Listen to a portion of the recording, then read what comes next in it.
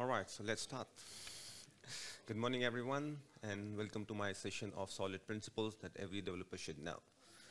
Right, and let me introduce myself. I'm Rahul Arora, working at Dimension Data in South Africa as a senior software architecture manager from last 11 years. All right, so are we all developers here?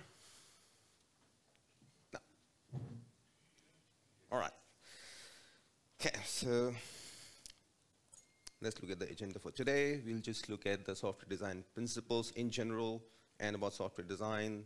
Then I'll take you through the background of the solid principles. Then we'll go through the solid principles in detail. And then we'll talk about loose coupling versus tight coupling. We'll take you to the summary and question answers, plain and simple and sweet.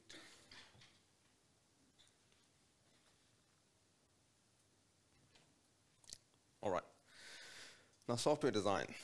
So software design plays a very important role. Design step in our development process plays a very important role, and if not followed properly or correctly, it can impact the software product. So now it's a process to plan or convert the software requirements into steps that are needed to be carried out to develop a software system, and there are several principles that are used to organize and arrange the structural components of the software design. Now, this design in which these principles are applied affect the content and the working process of the software from the beginning. So in the software design, we have two parts. One you do is software architecture. So before you do software design, you also need to do a software architecture, but that's quite high level. And what we'll talk about the solid design, software design principles is low level, which we'll be discussing in this session. Right, so why it's important? So you can write code without software design principle, and that's the truth. But now imagine you're working in a bigger company where you have 100+ developers working for the same product, same software product, and each has their own design, each has their own way of developing a coding. So it gets very difficult when you get to debug something, or imagine the difficulty a new developer would face who joined in your company looking at your code. Now, by following these principles, it helps your software to get maintainability, which is easier to maintain, modify, and troubleshoot. Then it helps you get scalability, which to accommodate growth, demand without significant changes. Then reusability, it encourages the creation of modular and reusable components. It helps you give flexibility, that's the easy adaptation to changing requirements, technologies, or business needs. Then it helps you with the readability of your code, that the code is more organized, coherent, and easier to understand. That it helps you increase the quality of your software, results in higher quality software that is more reliable, secure, and performant. It also helps you in cost reduction. Following the right design, you can avoid many common mistakes that lead to costly rework. Right, so while the principle comes with many benefits, following the principle generally leads to write longer and more complex code. That means it can extend the design process and make development a little bit more difficult. However, this extra time and effort is well worth it because it makes software so much easier to maintain, test, and extend. So software design principles are a set of guidelines that helps developers to make a good system design. And we have combined, there are a few more software design principles, but we have combined into these four. The widely used is solid principles, and then comes your don't repeat yourself principle, the KISS principle, keep it stupid, Yagni, you ain't gonna need it principle, but in this session we'll just go through the solid principles. All right, so let's give you a background. So it's a popular set of design principles that are used in object-oriented software development, and this was introduced by Robert C. Martin, also known as Uncle Bob, in 2000. And the broad goal of this solid principle is to reduce the dependencies. All right. So let's take a deep dive into the solid principles. It's an acronym that stands for 5 key design principles. S stands for your single responsibility principle. O is for open-close principle. L is for Liskov substitution principle. I is for interface segregation. And D is for dependency inversion principle. Right, let's start with the first one, which is single responsibility principle. It's very simple and straightforward that a class should have only one reason to change, meaning a class should have only one job. So a class should be responsible for only one thing. If a class has more than one responsibility, it becomes coupled. A change to one responsibility results to modification of the other responsibility. So you might have heard something that you might have faced in day-to-day work, that if you change something, if you fix something, it breaks something else. So we look at the code of a sample part invoice program as an example. So it's a pretty straightforward invoicing program where we have 3 methods. So first one is the calculate total, which calculates the total value of the invoice. Then we have the print invoice method. Then we have the print invoice, which is the printing engine of that invoice. And then we have save to file, which saves your invoicing to a file. Now, what is the issue here? The issue here is this class handles the invoicing process. So, but we have also added the printing engine and save to file within this class. Now we are giving him more than one responsibility to this class. This class should only be responsible to invoice for the invoicing process. Now imagine if you have to do changes to a printing engine, you will come and change this class, which eventually gives you more reason to create bugs. Now to resolve this, the problem with the above code is the SRP states that our class should have only one single reason to change, and that reason should be a change in the invoicing calculation of our class. Now, let's how to fix it. Okay, we can create new classes for our printing and persistent logic, so we'll no longer need to modify the invoice class for those purposes. Right. So we create 2 classes, invoice print and invoice persistence, and move to the methods. It's very plain, straightforward, but thing is, we in our day-to-day life, we don't just follow this. So when a new change comes, it's very easy to add a new method to our existing class rather than creating a new object or method. Right. So we just split it into invoice print or invoice persistence. So the class invoice print only handles the printing engine, and our invoice persistence handles the saving of the file. It could be to a file or to disk or to a database. All right. Now what are the benefits? Now it's easier to modify by having a single responsibility for each component. You can isolate the impact of changes and reduce the risk of breaking other parts of the system. That's what I was trying to explain to you earlier. Then it's very easy to understand whether a new developer joins or you look at your code from previous developers. It's very easy to look at the code. Okay, this is my invoicing class, and I know what it does. So then easier to test. You can write more focused, independent and reliable test. Then it also helps you to avoid merge conflicts, which is fewer conflicts and easier to resolve. All right, so next one is the open-close principle. Now, object or entities, class, modules, functions, etc. should be open for extension but closed for modification. Now, you might be thinking that it sounds contradictory, that how can a class can be closed and open at the same time. So, which I'll explain you that. So your class, you should not be allowed to modify a class which you have developed, tested, and released. Right, so let's take an example of calculate the area of shapes. Now here we have 2 classes, circle and rectangle, and then we have area calculator class, which calculates the area of circle and a rectangle. So now, this looks well and good, very simple, straightforward. But now imagine tomorrow you have to add, tomorrow you have to extend it to include a triangle. Then what you will do, you will create a triangle class, but eventually you will go into area calculator class to change this calculate area method, because inside this you are calculating area that if it's a circle, then the area is equal to pi r square. If the object part is rectangle, then your area is equal to length into height. But now for triangle, you have to add another if condition.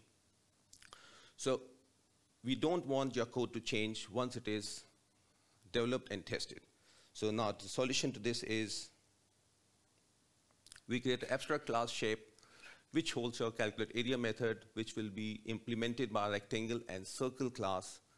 And then your area calculator class has a calculate area. So now your method calculate area is actually moved to circle and rectangle. And from your main class, main block, when you call this calculate area, the area calculator class, you are going to pass the method, the object of rectangle and circle. So this area calculator class just going to check which object has been passed, and it's going to call the area calculator, calculate area from the circle and rectangle. Right, so I'll show you the code as well. What I'm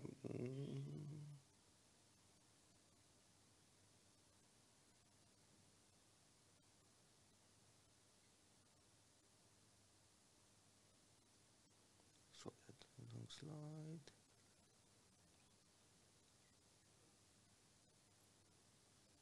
All right. Yes, there's another example. Sorry. So let's say you have a class bird, and you have created the method void fly. So yes, you have developed it for species peacock, eagle, and sparrow, because that's what your requirement was when you started developing. And that's how you're calling the object. But later, later in the time, you got more requirement to add a new species of bird.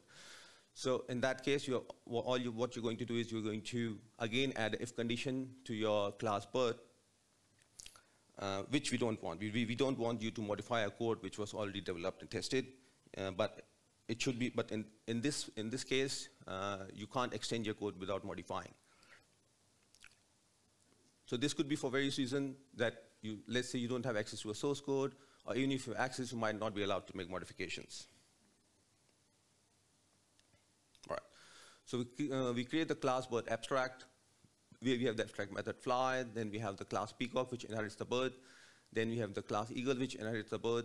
Now, at this point, if I have to add a new bird or class, yes, I can use class phoenix, which inherits the bird. So now I haven't actually changed the original class, but I can still extend the class.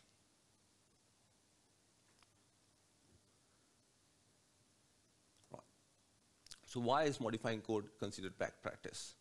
So does it increase code maintainability or reusability, or does it reduces the chance of introducing new bug, or does it help the quicker implementation? Right. So yes, it can lead to unintended consequences and decrease code stability. So especially in bigger companies, if there's any change in the code, it goes through the full testing cycle, no matter even if you have changed one line of code. Right. So the third one is the Liskov substitution principle. Now, what does this say? This says that the object of a superclass should be replaceable with objects of a subclass without breaking the application. That requires that objects of a subclass to behave in the same way as the objects of a superclass. Right, we'll take an example. All right. There's an example of shapes. Now, you have one class rectangle, and the square implements rectangle. Square is also a form of rectangle. So yes, it can inherit from the rectangle class and inherits the methods. So now, these solid principles are language agnostic. So please don't just think about progress. That's why I've kept another example which is not in progress, but you should be able to understand it. Now in this case, you have a class rectangle which has your methods get height, set height, and the calculate area method. And the same square class extends rectangle. So in this case extends, but in progress we'll say inherits. Then we have the override method of set width, set height. Right. And let's see how we're using it. So in this case, you can see we are instantiating a rectangle object, then setting width, setting height, then we are calling the calculate area method. Then same thing we're doing for square, we're setting the height, then we are doing the calculate area and printing it to the screen. Well and good, nothing wrong with that. But now, moment you do rectangle, you define the object as rectangle and you instantiate that as a square. That's where the problem comes. And that's what Liskov substitution principle says, that your object of a superclass should be replaceable with the object of the subclass without breaking the application. But in this case, yes, in this case, it will break the application, although it will not give you any error, but it's going to give you the wrong result. As you do a new rectangle set height, the second 10, the way we are doing set height as 10, that is going to set width and height the same thing.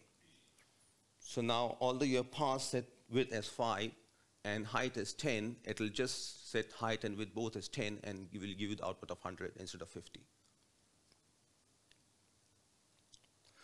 So now the solution to this, now what should we do to solve this? All right.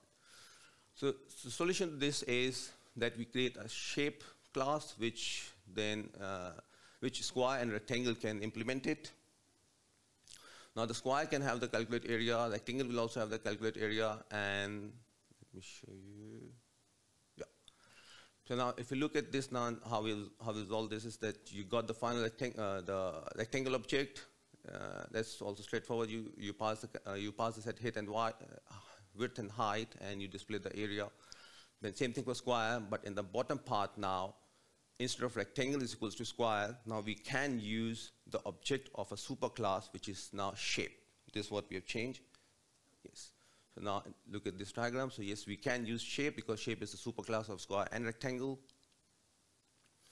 So once we do that, yes, this should still work and give you the right result of 10 into 5 is 50.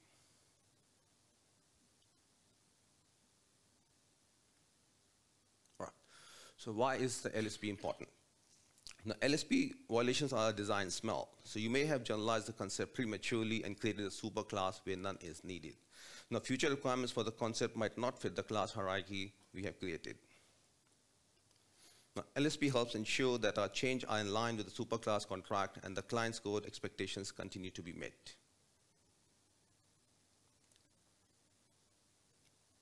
All right.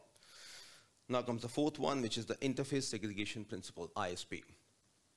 Now this talks about if the interface segregation principle says that the client should not be forced to implement interfaces or methods that they do not use. Now more specifically, the ISP suggests that the software developers should break down the large interfaces into smaller, more specific ones so that the clients only need to depend on the interfaces that are relevant to them. Now this makes the code easier to maintain.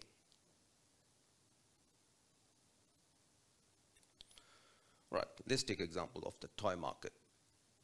Now, if you want to design a toy market, you will create, let's say, you will create a class for each kind of toy you have. Let's say you create a class for airplane, one class for your motorbike, one class for your toy house, and then you create an interface for the common properties and methods. So because your all the toys share some common properties and methods.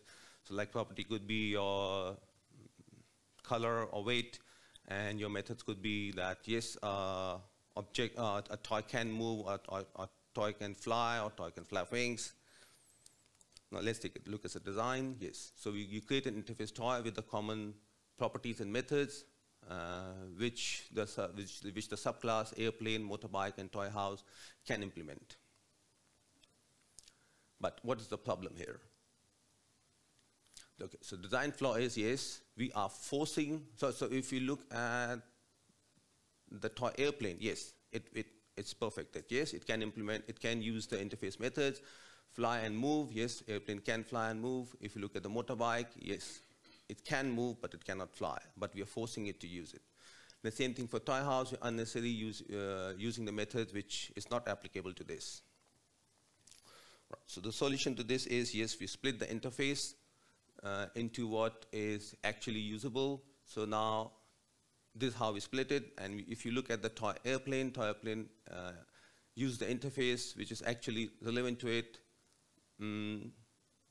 Yes, so it uses interface iToy, iMobile, and iFlyable for airplane, and for the motorbike it only uses interface iToy and mobile because it cannot fly, and for the toy house it only uses interface iToy to just use the properties.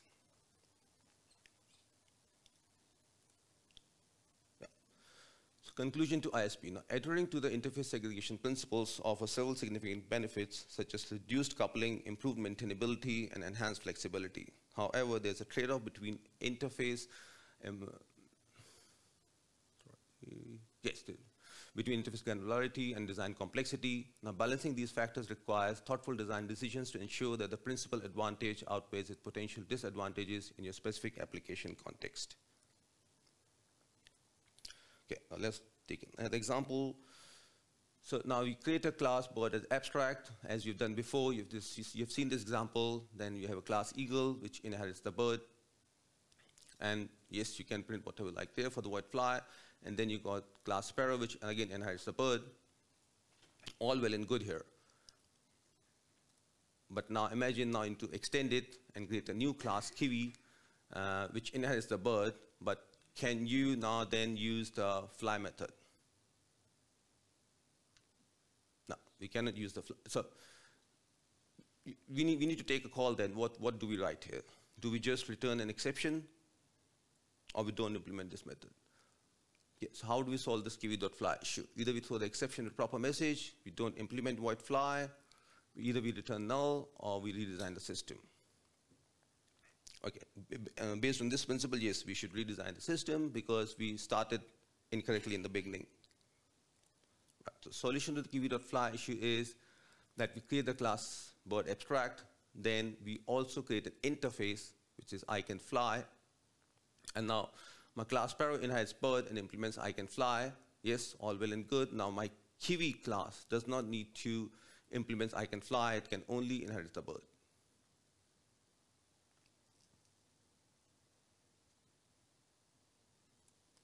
Right. Then comes the dependency inversion principle. So the general idea of this principle is as simple as it's important. The high-level modules which provide complex logic should be easily reusable and unaffected by changes in low-level modules, which provide utility features. To achieve that, you need to introduce an abstraction that couples the high-level and low-level modules from each other. Now, based on this idea, Robert C. Martin definition of the dependency inversion principle consists of two parts. First is high-level modules should not depend on low-level modules. Both should depend on abstraction. And abstraction should not depend on details. Details should depend on abstractions. So high-level modules are the classes which does not actually defines a method, but actually it calls a method from another class. And low-level are the classes which actually implemented the methods and have the logic in those methods. The important detail of this definition is that high-level and low-level modules depend on abstraction. The design principle does not just change the direction of the dependency, as you might expect it when you read this name for the first time. It actually splits your dependency between the high-level and low-level by introducing an abstraction between them. So in the end, you get dependencies. Then the high-level module depends on the abstraction, and the low-level depends on the same abstraction. Right, so let's take an example of the e-commerce store. So you're running an e-commerce store with using a Stripe payment method. You might have other method in this class, but now you're calling the Stripe class and using the method class payment in your store class. On the left-hand side, you can see yes, we are in the cell item. We are calling the process payment method from a Stripe class. Now the problem here is, so let's look at, so this class store is actually high-level module, and your class Stripe is a low-level module which implements this process payment method. Now the problem here is, imagine if someday you need to change the payment method, you need to create another payment method. So for that, you need to go and change everywhere this Stripe class is used in your e-commerce store, or could be various other classes. Now it can take longer for you to deliver your code to the market. It takes time. Right. So how do we implement it? We use the interface payment gateway, which has a process payment method, and now we added a new PayPal class which implements this method, process payment, and the Stripe stays the same, but just implements the payment gateway interface. Now, our e-commerce class, which is the store, it just calls the payment gateway of the interface and does not use any object or method of Stripe or PayPal within that class. Okay, I'll show you the code. So on the left-hand side, you see, yes, we created our interface, which is the payment gateway, and now the class of Stripe implements payment gateway with the method, and then you have class PayPal implements payment gateway. And now the right-hand side, this is our e-commerce store class. So our object set payment gateway, we are getting the payment gateway object, and based on that, we are calling the process payment of the relevant class. Now the point to note here is that yes, we are inverting the dependencies by dependency injection. And dependency injection you can achieve by this passing the object of the class to the class. Now, why you should go for dependency inversion? Now, embracing dependency inversion enables the construction of the loosely coupled components, leading to simple testing and replacement of modules without causing disruptions to the entire system. Now, furthermore, this approach fosters the utilization of solid principles, ultimately leading to a more refined and sustainable code base. Okay. Now, what is loose coupling versus tight coupling? Now, loose coupling, where you have minimal interdependencies between components or modules of a system, is a sign of a well-structured application. When high-level modules depend on abstraction, it promotes loose coupling. So it's making easier to change the implementation of the low-level modules without affecting the high-level modules. On the other hand, a tightly coupled system where components are dependent on one another is not ideal. Now, one of the negatives of the tightly coupled system is that changes in one module will have a ripple effect in other modules that depend on the modified module. Another negative is that the module will become challenging to reuse and test because its depending modules must be included. Right, let's look at the summary. Now, rules versus guidelines. Yes, rules are enforced, but guidelines are suggestions. So, and this solid principle is just guidelines. It's for you to decide when to use it, where to use it. It's not enforced. Now, when to apply solid principles? Now, you might come into some scenarios where you don't want to apply the solid principles, especially if you're going for a hackathon. Let's say you got 3 hours to come up with an awesome solution. Yes, you don't have time to implement the software design principles. Or if you're working in a small team, let's say you only have 2 developers, then you might not want to implement these design principles, as you can talk to each other. The way of coding is not that you have 100 developers, you get confused looking at each other code. Then if your priority is that, yes, you want to deliver a product much faster, yes, solid design principles, then it's difficult to follow. Or if you're a startup where your priority is quick to market and also the extra cost you cannot afford to implement the solid design principles. Okay, now let's look at the summary. The single responsibility says a function should have one reason to change. So open closed is for software entities or modules should be open for extension but closed for modification. The list of substitution says overridden class method must have the same input parameters as their superclass. So if it looks like a duck and behaves like a duck, it is a duck. So if you want a new duck, make sure it quacks the same way as all others. Then we have integer segregation. No code should be forced to depend on methods it does not use. Then we have the dependency inversion. It says high-level modules should not depend on low-level modules. Both should depend on abstraction. Now, abstraction should not depend on details. Details should depend on abstractions. Okay, now how can we achieve, so just a small quiz, you don't have to answer all this, it's just that I'll show you the answer as well. You can think in your mind that how can we achieve the open-close principle in our classes. Right, yes, you can achieve by using inheritance, composition, or polymorphism. Okay, now how can we achieve the interface segregation in our classes? By creating multiple interfaces, or by creating one large interface, or by creating one small interface, or yes. So yes, we can achieve it by creating multiple interfaces for different groups of clients. Right. So now, which of the following is an example of breaking dependency inversion principle? A high-level module that depends on a lower-level module to an interface, a high-level module that depends on a lower-level module directly, or a low-level module that depends on a high-level module through an interface, or a low-level module that depends on a high-level module directly. Yep. So high-level module depends on the low-level module. That's what the principle says, that it shouldn't do that. Instead, it should depend on the abstraction. Right, so what is the main goal of interface segregation principle? To ensure that a class only needs to implement methods that are actually required by its client, to ensure that a class can be reused without any issues, to ensure that a class can be extended without modifying its source code, or to ensure that a class can be tested without any issues. Yep. Yep, so only needs to implement methods that are actually required by its client. Right, so which of the following is an example of breaking Liskov substitution principle? that a class that overrides a method of a superclass and changes signature, a subclass that add new methods, a subclass that can be used in place of superclass without an issue, a subclass that can be reused without any issues. Now, if you look at first option, you might think that how can we change the method, how can we change the signature of a method when we override it? So don't just think of progress, don't just think of object-oriented programming language. They can be interpreted languages as well, where you're allowed to change the signature of a method which you override. Yes, this is, if you follow this, yes, you're breaking the scope substitution principle. And that's it. So any question, answers?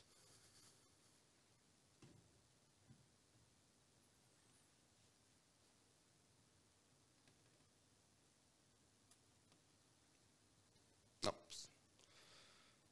All right, thank you, everyone. Thank you.